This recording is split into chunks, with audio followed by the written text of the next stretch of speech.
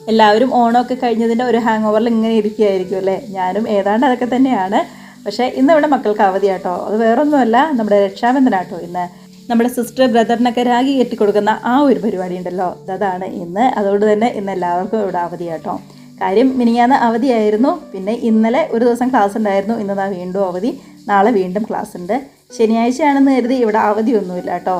ചില സ്കൂളുകളിൽ മാത്രം സെക്കൻഡ് സാറ്റർഡേ അവധി കൊടുക്കുന്നേ ഉള്ളൂ. പക്ഷേ ഇതവിടെ എല്ലാ സ്കൂളിലൊന്നും നിർബന്ധമല്ല.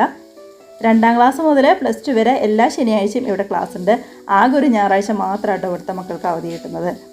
അതുകൊണ്ട് തന്നെ ഇങ്ങനെ വല്ലപ്പോഴും വീണ് കിട്ടുന്ന അവധികളൊക്കെ അധികം പിള്ളേർ രാവിലെ തന്നെ ഉറങ്ങി തീർക്കാറാണ് പതിവ്. എല്ലാവരും രാവിലെ വൈകിയാട്ടോ ഇവിടെ എഴുന്നേൽക്കാറ്.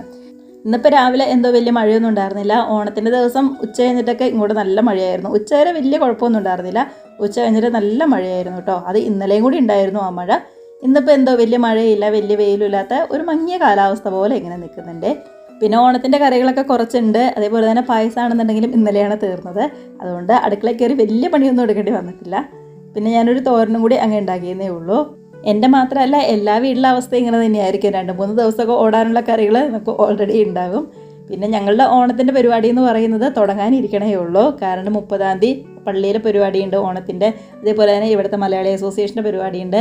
പിന്നെ ഞങ്ങളുടെ ഹോസ്പിറ്റലിൻ്റെ പരിപാടിയുണ്ട്. അങ്ങനെ ഓണത്തിൻ്റെ പരിപാടികൾ സത്യത്തിൽ ഞങ്ങൾക്ക് തുടങ്ങാനിരിക്കുന്നതേ ഉള്ളൂ. അടുത്ത മാസം ഏകദേശം പകുതിയോട് കൂടിയിട്ടായിരിക്കും ഞങ്ങളുടെ ഈ വർഷത്തെ ഓണത്തിൻ്റെ കലാശക്കൊട്ട് നടത്തുക.